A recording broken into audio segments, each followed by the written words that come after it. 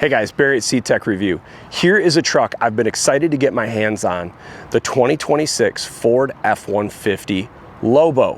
What is the F-150 Lobo? How does it compare to some of the other F-150 variants? How does it do in fuel economy? What do you guys think about the pricing on this versus some of the other trucks in the market? Let's get into this.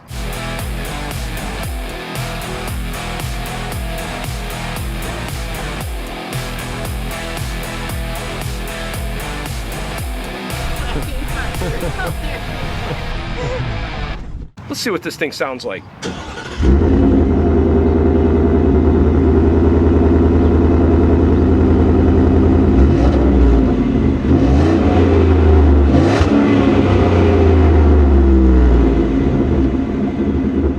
Let's go to the most important part of why you buy a Lobo. Right here, 5-liter Coyote V8. This is the 4th generation 5-liter V8. What you're hearing right now from a powertrain noise is injectors firing. This is actually a very quiet valve train.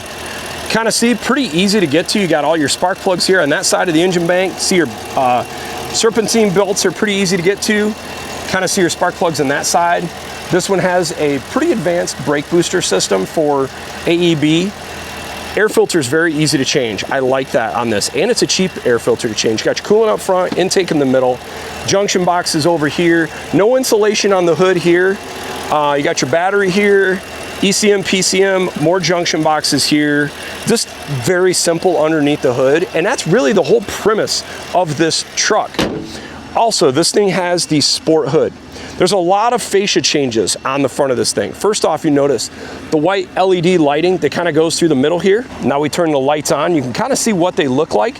Got the black blue oval, we'll call it. These are LED reflector headlights, but this is a unique front fascia completely. Unique hood to this truck, unique grille, unique lighting in the grille, and then notice the fascia area down below. Kind of giving it some ground effects, kind of got like this open area down below.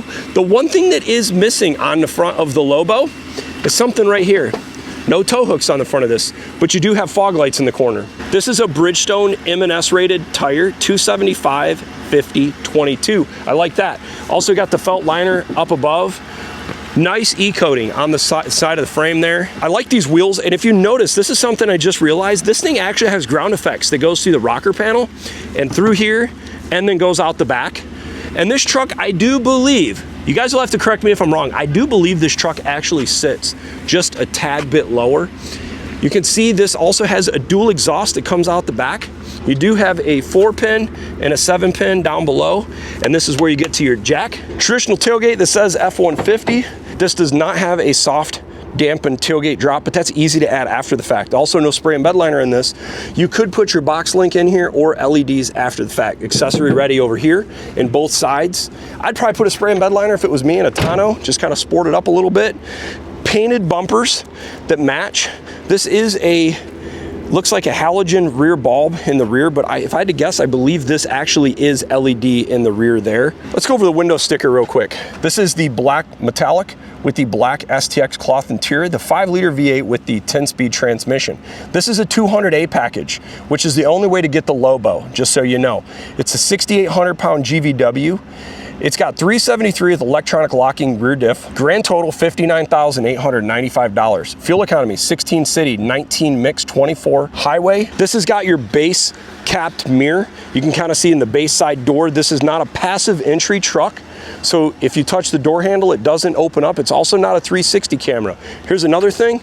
Engine is from the US, transmission is from the US. Final assembly of this truck is in Dearborn, Michigan with US Canadian parts content 45%. Let's look at the interior here. We do have a hard touch material up above because keep in mind this is an STX interior, but this is the soft part. So this is where you put your elbow, which is good. This does have power mirrors, automatic windows for driver and passenger. You got a little storage down below. What about the payload in this thing? 1,570 pounds, so this is pretty average for an F-150. Entry on this thing, very simple. You guys are gonna notice, this is why they're focusing on the price point. This is a basic truck with a cool engine and suspension and theming. No power adjustments, all manual adjustments in the seats. It does have some unique design here. All right, I'm gonna show you guys what the startup sequence looks like. This is just a standard key in the ignition. This all fires up really quickly. This was actually the display that a few years ago used to be the lariat only display. I'm glad to see this is now even on an STX trim. This is a harder plastic material steering wheel, but the good news is it'll probably hold up a really long time.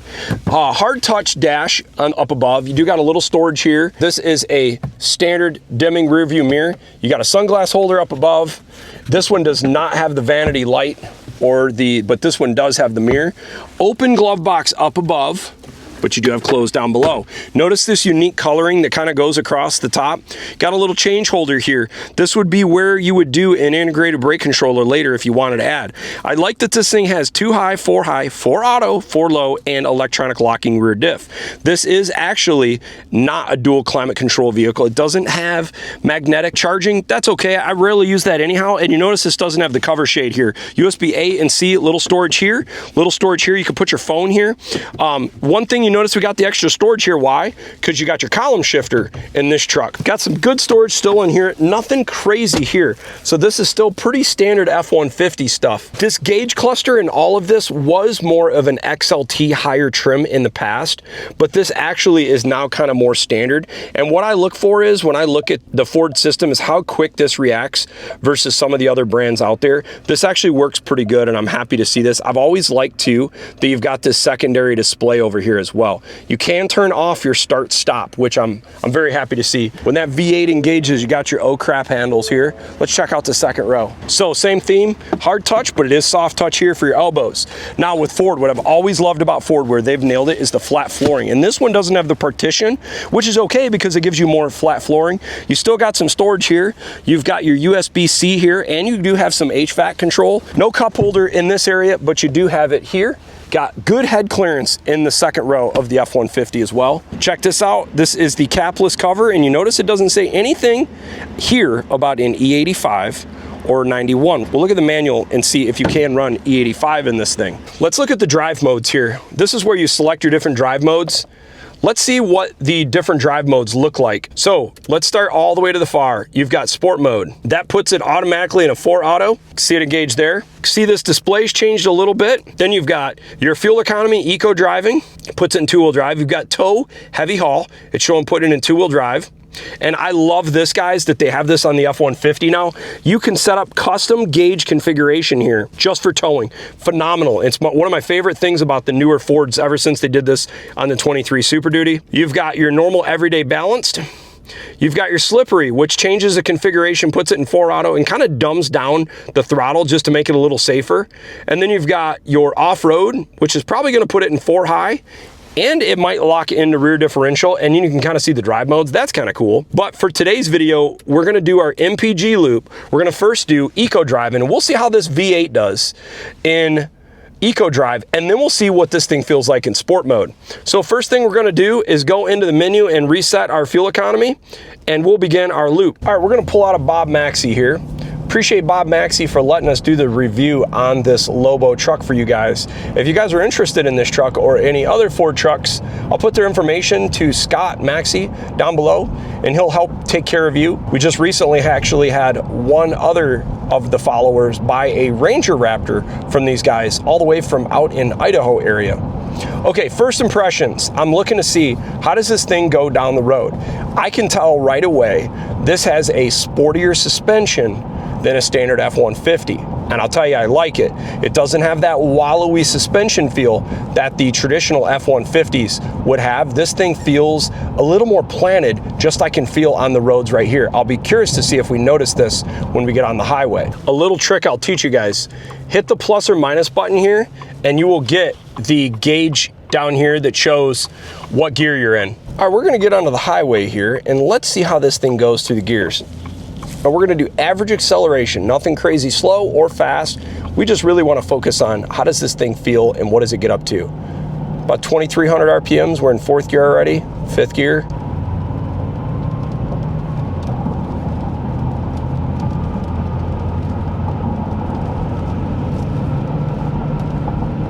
Already in 8th gear and we're at 60 miles an hour. This thing doesn't require a lot of throttle input, and it moves pretty quick. The 10 speed is very, very efficient. Kind of see, guys, we're already up to 70 miles per hour. and we just dropped into 10th gear, and we're at about, I'm gonna say about 1600-ish RPMs, maybe 1700. I'll be curious to see on any of these slight inclines, do we notice, does this thing have to downshift into 9th gear? Unfortunately, we got a little bit of a rainy day, but at least it'll give us a baseline of how does this truck feel and drive going down the road. Road noise, these tires, whisper quiet. I like that. There is not much noise coming from these tires. I would say a little bit more road noise than I'd say of the versus the Lariat I most recently did. My guess is being an STX, it might have a little bit different interior, I would say, insulation, but not bad. No wind noise I'm hearing through the front windshield. That's the thing. I'm not hearing any weird wind noise coming off the mirrors or anything like that. Dude, we're getting literally like, what are we getting, like 25 at 70 miles an hour? That's incredible. Now, do you guys think it will downshift? We got a slight incline here. I'm gonna step into the gas just to even see. Still holding 70. Still holding 10th gear. No problem. The other thing I like, even though this is a base truck, you do still have a lane keeping system. I think that's pretty cool. And it actually has a auto windshield wiper. Just set it right in the middle right there, and this will sense how fast the windshield wipers need to go. All right, we're gonna see how is the handling going around this entrance ramp to the highway. I'll tell you right now, I really like, even in eco mode, how this transmission is shifting. It's got a firmness, but smoothness I don't remember feeling in Ford 10 speeds in the past. So I wonder if they've made some adjustments with the calibration and the transmission, but I really, really like how this thing feels. It very much mimics what I would feel in the ZF8 speed, but feels pretty flat going through there. I'm not noticing any body roll, and I'm not surprised based on the STX or Lobo specific suspension package. That felt a little more sporty than a traditional F-150 going around the entrance ramp. Let's see what we get at this spot for fuel economy. See, we're still getting over 20 miles per gallon. Not bad. So we're going up a slight incline right now, and even at 1400 RPMs, this thing's not dropping out of 10th gear to hold this incline. That's good, because a lot of the other engines out there will drop a gear to get up this. All right, we got off the highway loop now. Let's see how the start-stop works on this truck. Engine is off, steering, okay, engine back on. There you go, pretty smooth. You can, of course, turn this off with that feature up above, which is good, because I know it annoys a lot of people, and I'm glad you can do that. And I've also heard there are some aftermarket solutions where you can permanently disable that system. All right, we're gonna pull back into Bob Maxey and finish up our fuel economy loop here. All right, let's see what we got for fuel economy. There we go, guys, 20.0 miles per gallon over this loop. I also want to look at the different gauges here. Got 42 PSI in the tires, coolant temp 212, trans temp 208, engine oil temp 201, and battery voltage 12 volts. We got the truck in sport mode. Let's give it a little more of a rip.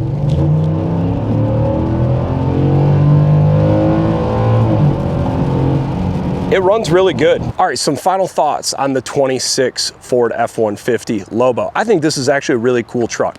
The fact that we got almost 20 miles per gallon on our loop, that's better than what we got on the Power Boost just most recently doing this loop. So that's incredible. Imagine once this engine's broken in, I bet this could be a 22 to 24 mile per gallon on the highway pickup truck. This is a simple truck, and it's fun, and there's a lot of potential on this. The only zonks I would like to see is I wish Ford would have offered this thing with paddle shifters behind the steering wheel, or maybe more of a steering wheel like a Raptor.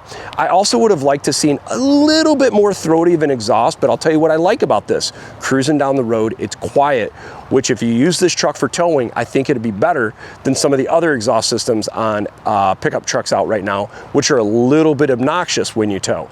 I think this is a really cool truck, and I think it's gonna be fun to see what enthusiasts do with this. So I got a question for you guys. I'm trying to convince these guys to put an FP700 supercharger kit on this thing and then have a factory warranty, 700 horsepower, V8, maybe still getting 19, 20 miles per gallon. That would be a sweet truck, but I'd love to get your guys' comments. Leave it stock or put the 5.0 supercharger kit on it. And if you guys are interested in this truck, I'll put the information down below to this dealership you can inquire about.